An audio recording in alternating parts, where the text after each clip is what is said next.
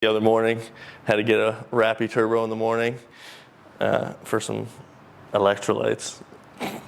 You ordered the Rappy Turbo, dude? Bro, we live off of Rappy. Oh, really? Who Rappy Turbo though? Yeah, I haven't done it personally with the boys.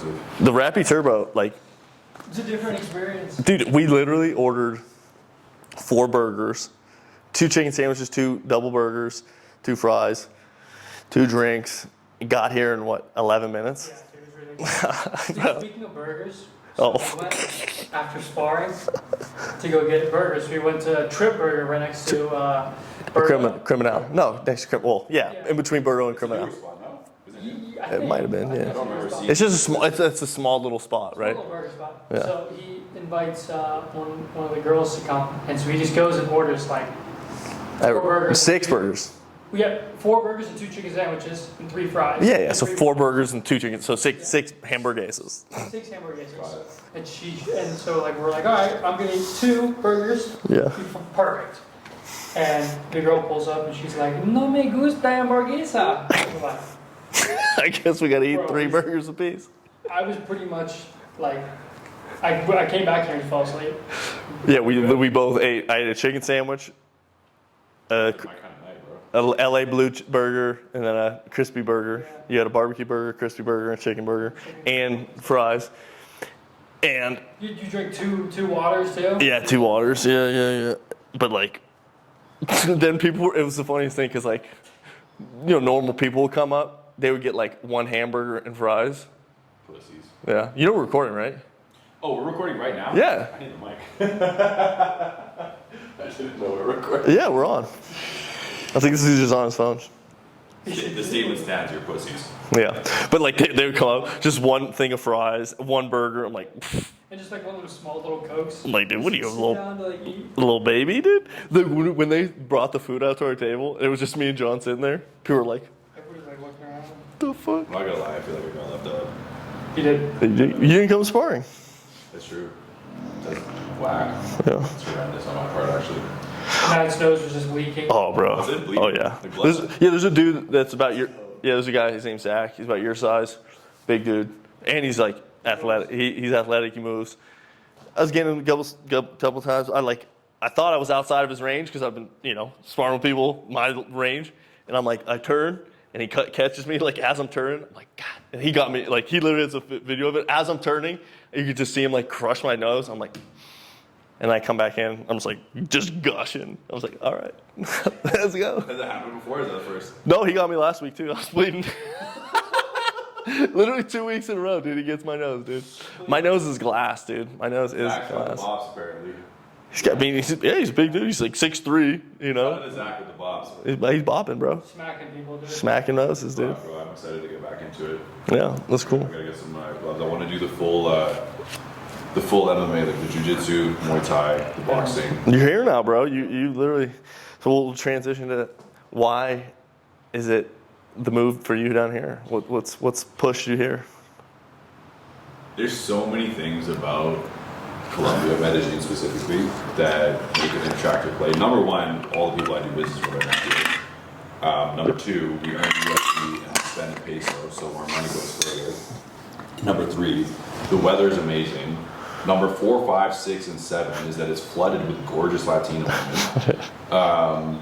And I'm on a quest to find baby mama. I want to find wifey. So here's the thing. I genuinely have this question. What would you having a kid look like? Well, first of all, 1 is not enough. What would you have a couple? I need an army. I want a Okay. small army. I want to know what that looks like. I think about this Having stuff. a child? Yeah. In what sense? Like what would you like? How would our lives change? Like how would your life Our change? lives, like as a team? Yeah. Well, yeah. But like, how would your life change? You know what I mean? Like, am I gonna be babysitting type shit? I mean, Is the kid gonna be coming out with us? Like, what's the dynamic? Like, do I we don't need another know. camera for the fucking kid? yeah, all of those things, dude. Hell yeah. Like, I mean, I think it's still kind of early to have, like, to like realistically have a kid, but like my intention is that I love the idea of raising children proper, like having a dope relationship dynamic, having the kids like raised in a manner that like puts them on a path to become incredible beings on their own terms, right? Like whatever that looks like. And like having them involved, like obviously this business and this brand that we're building, all of us together, is like, it's a movement. Like And I like the idea of like bringing up like the story and like having everything involved and like having this like really sort of holistic approach to it. However, as we know, life has an interesting way of like throwing a stick in our plans and like surprising us with like how things go, where we end up, what it looks like, you know what I mean? So I have ideas about it. Would I say that I'm like particularly attached to like one manner of doing things? No, because I don't know. Like I don't know enough about the experience, but what I do know is that having a child is like an extension of ourselves. Having a child, multiple children, it's an extension of ourselves, and it adds to that feeling of like responsibility and like contribution. And you know, there's only so far that we go by satisfying our own desires. And I like the idea of having offspring and having like another generation to lead by example, right? And people that are like relationships that are close. And I typically don't have like a real affinity for other people's children, like typically, unless they're like close to me and like the kids are cool, you know what I mean? I actually find like other people's kids usually repulsive. Like the way that the people are create horrendous duplicates, right? And so like what we know about kids is that kids are like a mirror of the examples that have been set for them, right? And I'm absolutely fascinated by the opportunity to become a better man as a result of having children and to be the person that I would need to be to have my children be a reflection of who I am. And we have this, until we kind of have those like profound relationships, like our friendships, I think are one version of it, like reflections, but like I think that gets to a very personal, reflective side of things where it's like, it's now not just like people that we've met and we've kind of connected. It's like, this is literally a genetic duplicate of you that is like now in your world and your consciousness that will have an impact on like everything. So the idea fascinates me. I wouldn't say that I'm like an expert or I have like a really solid vision for what it looks like. I kind of joke about the idea of having like an army of children and like raising this militia of like superhumans and like, you know what I mean? Because it sounds fun and cool, but my true perspective of it is like, I'm pretty lenient with it. Like, I just want to have dope family dynamic and raise an amazing family and lead an amazing family. I think the same. So I think like now over the last like couple years, I've really thought about it deeper. Obviously, I'm getting a little older, and now I'm like in a position where I could actually like, you know, maintain a family and, you know, actually provide for that family, which was the big player in my mind, you know, for many years, that if I wasn't in a position to actually, you know, be able to be in control of the family unit and provide for that family unit, I didn't want to have that, right? But also, what I'm also learning over the last year or two was I don't want to have a child into what the family unit is like in the United States now. That's just like, oh, I have this kid and like this is the system that like we have to follow along with. I just like I didn't find that attractive, so it was like the juice wasn't worth the squeeze at that point. Like, yeah, I want to have a kid, but like these like relationships that I'm modeling and seeing in the United States now, I'm like, my friends that have kids, I'm like, they don't even like their kids. Like they think their kids are a burden, you know?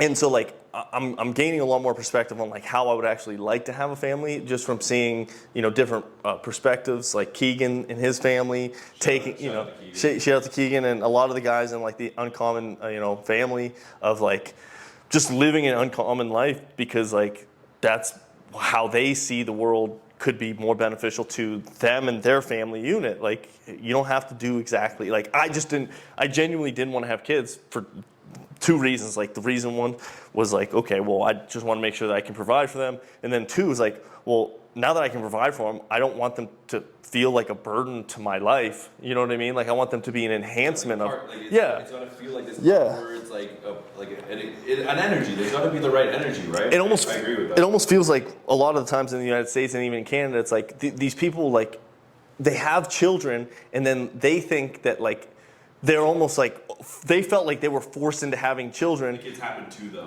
The kids happen to them, so now they have to sacrifice their whole life for the child, and then they resent the child, right? They resent the child because like, oh, I had you, and you don't even like understand how grateful like you should be to be my child. It's like, well, here's the thing, you put that, cream pie some fool. Well, no.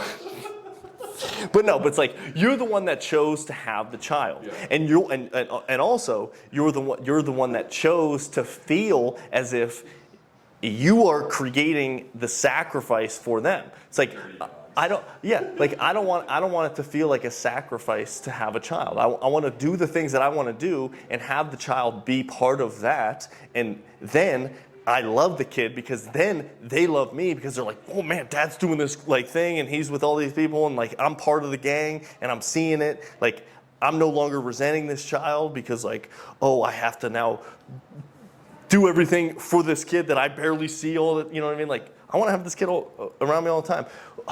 Like Elon, right? Like Elon's new kid, he has like 12 kids, but his new kid, I can't. He has 12 kids? Oh yeah, yeah. He has a lot of kids. Like he has a lot of kids. So homeboy's been printing sex trophies. Yeah, and like but his newest kid, like the youngest one, I think it's like Z or something like that. He literally has him with him all the time. Like he keeps him like, you know what I mean? Like, and he's just like hanging with him. You know, obviously, you know the other kids and stuff like that don't do that, obviously. But like, why not? You know, why not just like. Keegan has his son pretty much doing everything with him anyways, like, and they homeschool him, and like, why does it have to be what society told me I have? Think about it like, okay, this is like a pre-industrial revolution kind of mindset, right? If you had a fucking child, they were of a utility to you. They were an extension, for sure, right? for sure. But like with the industrial revolution, the school system and all that stuff, give everybody a home and a husband and a wife and have them print X amount of kids and then take those kids out of the family unit because they manufacture workers. Okay, here's our baby manufacturing dynamic. Keep the guy happy, keep the wife protected, boom, they have kids, boom. We extract those 2 units of labor force, put them through a training program, industrial training program, get them back into the system and repeat the process for economic prosperity, right? That has nothing to do with our natural relationship with children and family. And especially now, like, I was just listening to the PBD podcast, and, like, this, I don't have any children, but, like, the ability to... Yeah, right. Maybe. I mean, I wish I would... I mean, I would like to know. But, if you know something that we don't... Yeah, don't come at me. Text this number. I don't own anything. All my assets are in other corporations. I own nothing, so don't come at me.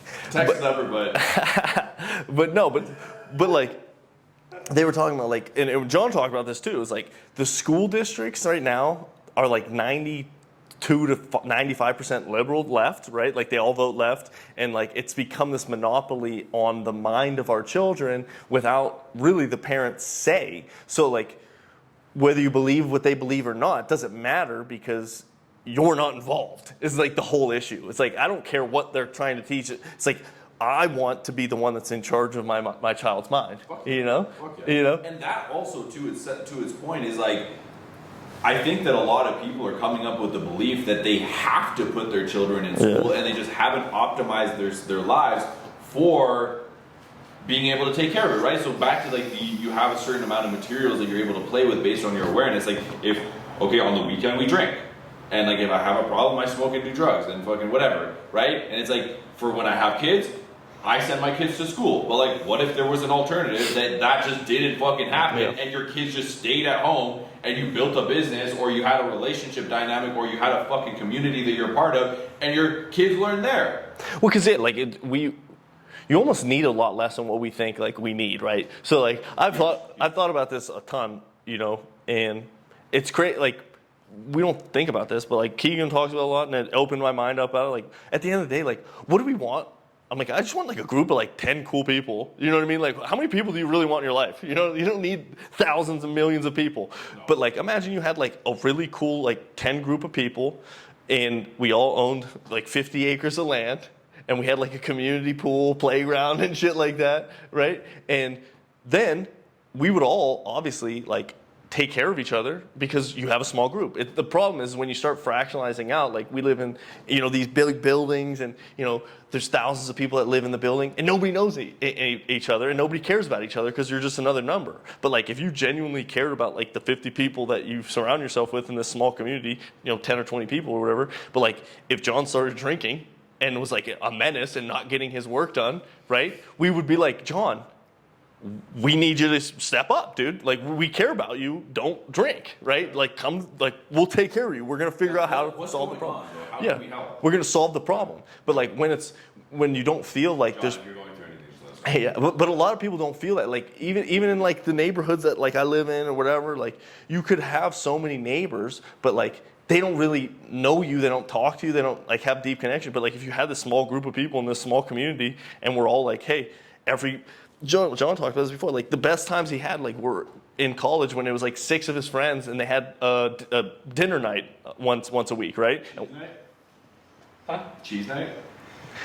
No, like, because I was living with 5 other guys, so like every night of the week, one person would cook for everybody, and like all the girlfriends would come over, so like we knew like, oh, dinner's at fucking 6, and like we would all cook, so that was like the coolest time. It's like everybody was like. And you had a responsibility. Like, if you cooked, everybody else cleaned, right? So like, or did you clean too? Well, so it was like, yeah, one night a week you had to cook and clean, and Cook and the rest of the week you just fucking, You were good. you were at dinner at 6. Like, because it was such a small group, like, you weren't gonna disobey that rule that was set by the six people, because then, like, if you didn't cook, like, why would we cook for you the next day, right? So it's like, when it's small enough where you know that there's consequences to your actions, well, you might not want to do it, but like, fuck, then I need to eat tomorrow. Like, I know I don't have to eat, and if you don't, okay, well, I'll clean, But So, also it was like, if you had something going on, I have a big exam, I can't cook, can I switch days with you? Yeah, like, Yeah. then we take care of it, like, of people, but like, if you're just like, nah, I don't feel like it, Yeah. and it's just like, well then, Then we don't feel like feeding you. I Yeah. don't feel like feeding you. So like, yeah, that's when you start like extrapolating out. Like, well, what do you actually want your life to look like? And I think like that's an attractive, because we all will do things in proportion to the belief of the result that we think is possible, right? So you will work hard enough as long as you believe that the result is worth the squeeze, right? So like, I will squeeze as much as I can if I believe the juice is worth it. But if I don't believe the juice is worth it, that's when the society like just stops. You just stop working.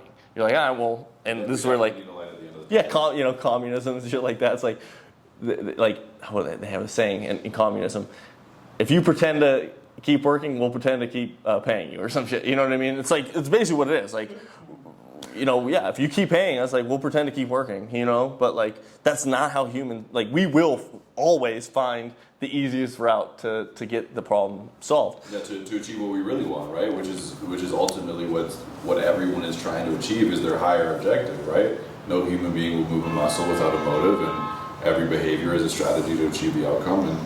But if we don't believe, but that's the thing, if we don't believe, like, this is what if we don't believe it's actually possible, we won't do it. So like, I didn't believe from my previous experiences that like the relationships that I had, having a marriage, having a kid, was worth the squeeze, right? Yeah. So like the picture, the vision wasn't attractive enough to me. I thought like I was more, because we're always driven like. I'm totally on the same page with you too. Like, I couldn't justify it. Yeah. I was like, and it's such a fucked up place to be, like, particularly with the relationship category where like society values it very highly and puts it very highly.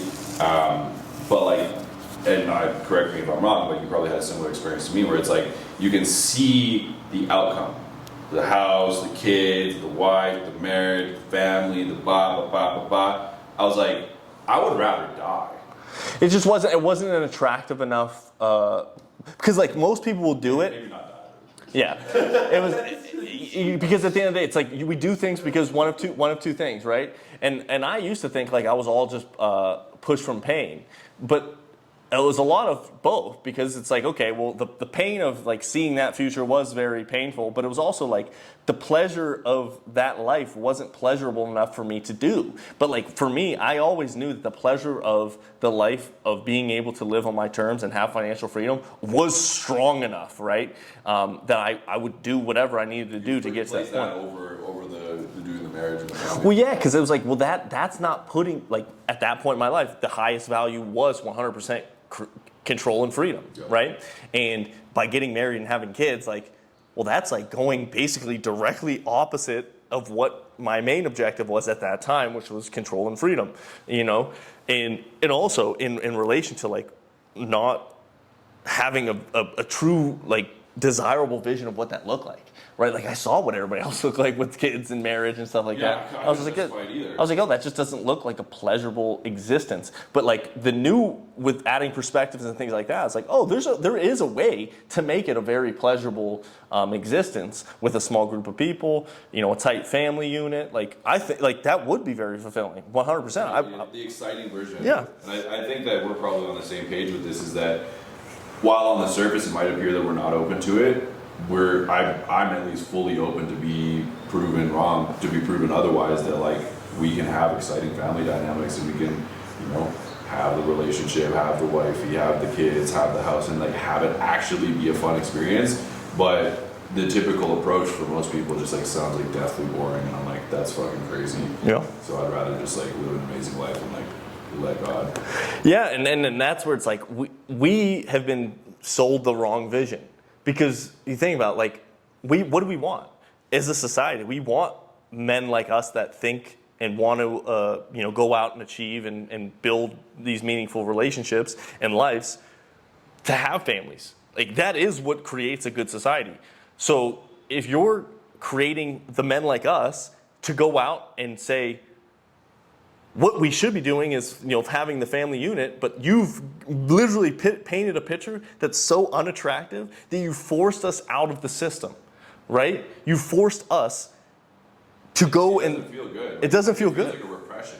The idea, the image that has been painted feels like a trap. Yeah. Like I don't feel called towards it. Like, okay, we get the family and the kids and the whole fucking thing, right? But at what cost? Don't be your natural self. Fucking don't be mad. Don't like be fucking, you know, outward. You know what I mean? Calm down. Stop being yourself. Hush up. Play nice. Like. Yeah. And if you do it the way that we're telling you to do it, you have to isolate yourself, right? Isolate yourself, and you only can care about, you know, this one woman that you have, and you've decided that, you know, the government said that that's the only thing that you can worry about, and then if she ever decides that she's over it, she gets after your shit. It's like, well, that's not really an enticing system for me, you know? Like what? Like me and my ex literally had a conversation about this. Was like, I have no, like I was super monogamous for the majority of most of it, you know? For the majority of most of the relationship. That's terrible. But it's true. You get to a certain point in the relationship, you know, it's over, it's, you know, it's what it is. But when we had the conversation, it was like, I know why it's beneficial to you. Please liberate me to make me understand why it's beneficial to us. Not even just to me. You don't have to say like it has to be beneficial to me. To us, right? I know why it's beneficial to you. It's pretty simple, right? You know, but like draw it out to make it worth my while. And our while, you know, like how can we grow this? So, and it's a difficult conversation. What was the answer? It got her thinking a little bit, you know, like, okay, well, let me think about it, you know? Like, and you never came up with a good enough answer. We're still waiting for the answer. Yeah, the answer never came, you know, and don't, yeah. And don't get me wrong, like, I'm open to the idea, like, I am the man. I should have the bigger vision. I should be able to paint that. That's the journey that I've been on. It's like, that version wasn't appealing to me. That's the only thing I knew. So now I'm trying to expand my vision of, like, what is, you know, a good family dynamic? What could that actually look like? And and make it attractive to the family unit, right? So I'm on that journey. That's my dilemma to solve. Unfortunately. Fortunately. Yeah, fortunately. That's the gift you get to solve. And like, to your credit, bro, like you've solved a lot of the problems that most people have, and for this to be like the only thing left, like it's pretty awesome to be just in that place where you get the opportunity to just simply think about what is the most inspiring family dynamic I could possibly have, and then being able to afford to create that in time, resources, like network and all these things. Like you literally are in a powerful position. So watch the language on it, because you're in a fortunate position. Yeah, yeah. And it is your opportunity. No, I'm very grateful, and I'm, you know, we all it's a get there to a point. It's a sensitive area of exploration. Yeah, well, I know that feeling as well. Well, it's tough because, you know, obviously society wants a certain way to portray things and like, oh, you're. But the nice thing, as you know, I get older, I do get a little bit more wise about certain things. I get a little bit more open-minded, and I get in a better position to actually create a proper family unit, right? Like if I was 22, 23, 24 years old and I had a couple kids, it would have been chaos. I wouldn't have felt good. I wouldn't have liked, you know, the kids. I just don't think it's the right way for a man to be, unless you're way far ahead than I was at 24. But the way society has built us now, unfortunately, it's taking most men a little bit longer in our time horizon to get to that point of being able to be that provider, not only for, you know, their partner, but also for the children, for sure, and also just like society and whole. Like Not even just providing, but to like actually raise dope kids. Well, yeah, because like I wasn't a dope kid. Like I mean, my mind was a mess, right? Like it took me a long time to get control of my mind, and if I was in chaos, well, and then any chaos ensued with the kid, then yeah, I'm going to continue to be in chaos. So I don't know.